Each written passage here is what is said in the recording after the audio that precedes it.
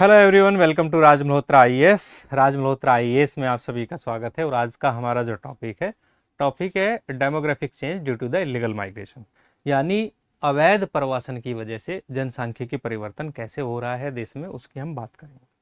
So guys, जैसा कि आप जानते हैं, बीते मंगलवार को केंद्रीय गृह मंत्री अमित शाह ने पूरे देश को जो है संबोधित किया था अपने ट्विटर हैंडल एक्स से, और कहा था कि देश में एक पैनल गठित किया जा रहा है जो इलीगल माइग्रेशन की वजह से डेमोग्राफिक चेंज भारत में क्यों हो रहा है उस पर उनको एक स्टडी करनी है और उसको एनालाइज करना है, एक असेसमेंट देना है, यानी उसके बाद उनको रिकमेंडेशंस देनी है।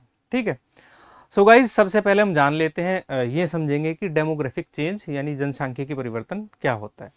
देखिए, डेमोग्राफिक चेंज की अगर हम बात करें, डेमोग्राफिक चेंज खाली ये नहीं कि किसी भी देश में इलीगल माइग्रेशन हो जाए और डेमोग्राफी चेंज हो जाए। उसके पीछे तीन बड़े रीजन होते हैं, तीन फैक्टर्स होते हैं डेमोग्राफिक चेंज के अंदर। सबसे पहले आता है आपका बर्थ रेट यानी जन्म दर, उसके बाद डेथ रेट यानी आपका मृत्यु दर, और उसके बाद आता है आपका माइग्रेशन यानी प्रवासन। माइग्रेशन किसी भी कंट्री के अंदर दो साइड से हो सकता है। फर्स्टली, कंट्री का जो है या देश का जो है अपना इंटरनल माइग्रेशन यानी आंतरिक प्रवासन हो सकता है। आंतरिक प्रवासन जैसे आप किसी गांव में रहते हैं और आप रोजगार की तलाश में शहर में पहुंच गए हैं। ठीक है, तो होता ही है मोस्टली गांव से रूरल टू अर्बनाइज जो है अर्बन, हमारा माइग्रेशन चलता ही रहता है देश में। इससे जनसंख्या पर कोई प्रभाव नहीं पड़ता। ठीक है, कोई प्रभाव मतलब जनसंख्या का ग्रोथ रेट नहीं बढ़ता है, मतलब ये कोई फैक्टर नहीं है। ठीक है, सपोज दैट आप भारत के किसी गांव में रह रहे हैं और गांव से सीधे आप पहुंच गए हैं दिल्ली काम की तलाश में, तो जनसंख्या स्टेबलाइजेशन तो ऑलरेडी है। लेकिन दूसरा माइग्रेशन जो होता है वो एक्सटर्नल होता है, बाहरी माइग्रेशन। बाहरी माइग्रेशन में जैसे कि कोई इंग्लैंड से काम की तलाश में भारत आ जाए, ऐसा वैसे होगा नहीं। कोई जो है इंग्लैंड से आए और भारत में आ जाए काम की तलाश में, और वो आके जो है यहाँ पे करे, तो ऐसे भी डेमोग्राफी चेंज हो सकती है। लेकिन सबसे बड़ा भारत के सामने जो चैलेंज है वो इलीगल माइग्रेशन है, क्योंकि नॉर्मली तो देखो भारत में कोई आ नहीं रहा है। जैसे कोई यूएसए से भारत नहीं आएगा काम की तलाश में, और जो है कोई जो है इंग्लैंड से नहीं आएगा, ऑस्ट्रेलिया से नहीं आएगा काम की तलाश में। इक्का दुक्का कोई घूमने आ जाए टूरिस्ट वगैरह, वो बातें जो हैं अलग होती हैं बिल्कुल, लेकिन ऐसे नहीं नॉर्मली आता है कोई। लेकिन भारत में जो पड़ोसी जो देश हैं, जैसे बांग्लादेश है आपका, म्यांमार है, बर्मा, वहाँ पे रोहिंग्याज रहते हैं काफ़ी, इनका जो है माइग्रेशन हो रहा है देश में, इलीगल माइग्रेशन जिसको हम अवैध प्रवासन कहते हैं, और उसकी वजह से डेमोग्राफी चेंज हो रही है। इसके पीछे की अगर हम बात करें तो रीजन इज दैट ये है कि जो अवैध प्रवासन हो रहा है उसकी वजह से भारत की जनसंख्या में इजाफा भी हो रहा है। क्योंकि अगर हम बर्थ रेट की बात करें तो उसकी, जिसके हम आगे डिस्कस करेंगे, तो अभी हाल ही के सर्वेज देखते हैं, जैसे हम एसआरएस सर्वे 2024 देखते हैं, तो भारत में कहीं ना कहीं बर्थ रेट डाउन जा रहा है। तो बर्थ रेट डाउन जा रहा है तो जनसंख्या में इतनी तीव्र वृद्धि कैसे हो रही है, तो इस पर चिंता व्यक्त की है केंद्र सरकार ने और एक पैनल गठित किया है। ठीक है, चलिए बात करते हैं। अब ये इश्यू आया कहाँ से, थोड़ा सा मैं जो है कहाँ से आया हिस्ट्री इसका बता देता हूँ। वर्ष 2025 में 15 अगस्त को प्रधानमंत्री नरेंद्र मोदी ने जो है वो देश को पॉपुलेशन स्टेबलाइजेशन को लेके वो संबोधित किया था। उसी चीज़ों को जो है हम आगे बढ़ा रहे हैं। उन्होंने कहा था कि जो है कहीं ना कहीं देश में जो है पॉपुलेशन स्टेबलाइजेशन लाने की ज़रूरत है। ठीक है, तो इसकी अगर हम बात करें, साथ ही उन्होंने कहा था कि जिस देश में जो है पॉपुलेशन स्टेबलाइजेशन होता है यानी पॉपुलेशन बैलेंस्ड होती है, वहाँ पे बेटर रिसोर्सेज भी होते हैं। ठीक है, और स्ट्रॉन्ग इकोनॉमी भी होती है, और साथ ही उन्होंने कहा था कि ब्राइट फ्यूचर होता है एक स्थिर जनसंख्या जिस देश के पास होती है। तो ये चीज़ें हैं, खैर ये मोदी जी कह रहे हैं। अब हम बात करते हैं वो पैनल है क्या। देखिए, ये पैनल गठित किया है, इसके चेयरपर्सन जो है रिटायर्ड जज हैं सर्वोच्च न्यायालय के, जिनका नाम है पीपी नावेलकर, यानी प्रकाश प्रभाकर नावेलकर इनका नाम है। सर्वोच्च न्यायालय के जो हैं वो सेवानिवृत्त न्यायाधीश हैं, ये चेयरपर्सन रहेंगे। इनके साथ ही इनको दिए गए हैं आपके रिटायर्ड उत्तर प्रदेश के जाने माने चर्चित आईएएस अधिकारी हैं दुर्गा शंकर मिश्रा, नाम सुना ही होगा इनका। ठीक है, ये असिस्ट करेंगे एज ए पैनल मेंबर, यानी एक मेंबर के रूप में काम करेंगे। साथ ही जाने माने चर्चित चेहरे हैं आपके रिटायर्ड आईपीएस हैं, बालाजी श्रीवास्तव जानते ही होंगे इनको भी आप, तो ये भी इसमें असिस्ट करेंगे। और साथ ही जो है इधर देख सकते हैं जो है डॉक्टर समीका रवि हैं। डॉक्टर समीका रवि अभी जो है प्रधानमंत्री ऑफिस में काम करती हैं एज ए इकोनॉमिक सलाहकार यानी आर्थिक सलाहकार के रूप में ये जो है सर्विस दे रही हैं।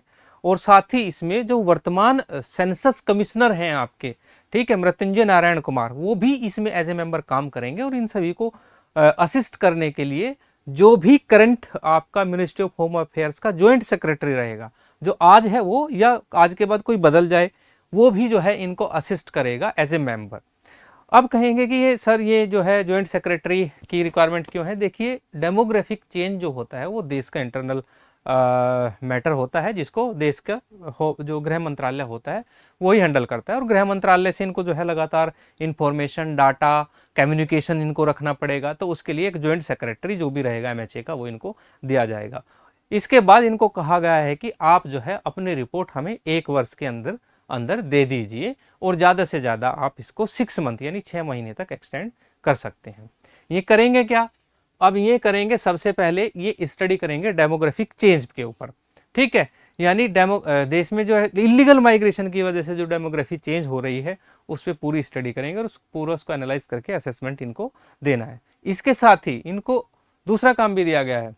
इनको बोला गया है कि आपको रिकमेंडेशंस देना है कि हमें simple and permanent operational system कैसे लेकर आए, जो इलीगल माइग्रेशन होता है बाहर से उनको लीगली कैसे जो है टैकल किया जाए, ठीक है। यानी उनके ऊपर कानूनी जो प्रावधान है वो कैसे लाए जाएं, एक सिंप्लीफाइड लॉ जो है हमें रिकमेंड कीजिए।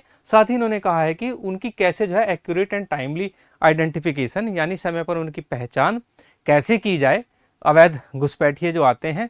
साथ ही उनको डिटेन कैसे किया जाए, उनको डिटेंशन करके उनका जो है कैसे जो है टाइमली उनकी जो समस्याएं हैं उसको रिजोल्व किया जाए, वो भी रिकमेंडेशन इनको देनी है। और उसके बाद जो है उनको डिपोर्ट भी किया जाता है, यानी जहां से वो आए हैं वहां पर भेजा जाता है। इसके लिए हमें एक जो है स्पेसिफिक लॉ की रिक्वायरमेंट है, तो आपको एक सिंप्लीफाइड लॉ रिकमेंड करना है इन जो है चारों जो फैक्ट हैं इनके ऊपर, ठीक है।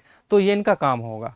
अब हम आगे इसमें अगर देखें तो जो है अमित शाह जो कि देश के हमारे गृह मंत्री हैं, उन्होंने कहा है कि क्योंकि जो ये कमेटी है ये एक कॉम्प्रिहेंसिव असेसमेंट देगी इलीगल माइग्रेशन डेमोग्राफिक चेंज के ऊपर due to the illegal migration. इनका मानना है कि जो बाहर से जो इलीगल माइग्रेशन हो रहा है उससे कहीं ना कहीं हमारे देश के जो रिसोर्सेज हैं उनके ऊपर प्रभाव पड़ रहा है। और साथ ही उन्होंने ये कहा है कि जो ट्राइबल कम्युनिटीज़ हैं, मेनली जो जनजातीय जो हमारे समुदाय हैं, उनके जो अधिकार हैं, कहीं ना कहीं उनके अधिकार और उनके जो संसाधनों के ऊपर अधिकार हैं वो भी प्रभावित हो रहे हैं, ठीक है। तो इसलिए जो है ये टाइम बाउंड सॉल्यूशन देगी कमेटी, हमें ये बताया गया है।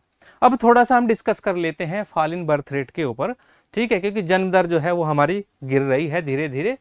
अगर हम बात करें वर्ष 2011 का सेंसस का ही डाटा हमारे पास अभी तक है, उसके बाद कोई सेंसस नहीं हुआ है। अभी हाल में वर्ष 2027 के लिए जो सेंसस आएगा 2027 में आपका जो जनगणना की जा रही है वो उसका कार्यक्रम जो है वो चालू है। लेकिन थोड़ा सा हम वर्ष 2024 में सैंपल रजिस्ट्रेशन सिस्टम जो है उसने अपनी एक रिपोर्ट दी थी, उसकी हम बात करते हैं। रिपोर्ट की अगर हम बात करें, वो 2-4-10 लोगों का सर्वे नहीं था, इसमें इन्होंने 89.81 लाख लोगों को कवर किया था। उसके बाद इन्होंने कहा कि वर्ष 2014 में जो हमारा बर्थ रेट 21 था वो घटकर कितना रह गया है 2024 में, 2014 से 2024 तक 18.3। साथ ही इन्होंने कहा था कि इन्होंने जो अपना सर्वे दिया है टोटल फर्टिलिटी रेट के ऊपर। अब टोटल फर्टिलिटी रेट क्या होता है आपका?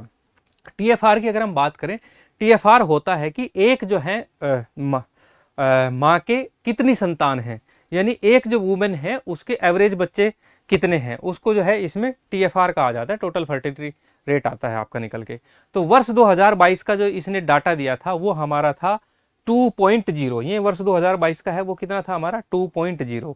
तो इसी के साथ अगर हम इसको यहाँ पे थोड़ा जो है मिसप्रिंट है, वर्ष 2024 मान लें, तो वर्ष 2024 में जो ये डाटा है ये आपका 1.9 है, यानी ये भी जो है 0.1 नीचे आ गया है वर्ष 2024 तक। तो कहीं ना कहीं देखा जाए हमारा जो बर्थ रेट है उसमें फॉल डाउन हमें देखने को मिलता है, उसमें गिरावट कहीं ना कहीं देखने को मिल रही है। तो इसीलिए केंद्र सरकार ने इस कमेटी का गठन किया है जो हमें इलीगल माइग्रेशन के ऊपर जो है अपनी रिपोर्ट देगी। रिपोर्ट का समय 1 वर्ष रखा गया है, मैक्सिमम वो 6 महीने तक बढ़ाया जा सकता है। सो गाइज, आपकी क्या राय है इस पर? क्या सच में ही जो है इलीगल माइग्रेशन की वजह से देश की जनसंख्या में इतनी तीव्र वृद्धि हो रही है, या इसके कुछ अदर फैक्टर्स हो सकते हैं? अगर अदर फैक्टर्स भी आपको लगते हैं तो अपना ओपिनियन मुझे कमेंट बॉक्स में जरूर दें। आज के लिए इतना ही, अब मुझे दीजिए इजाजत।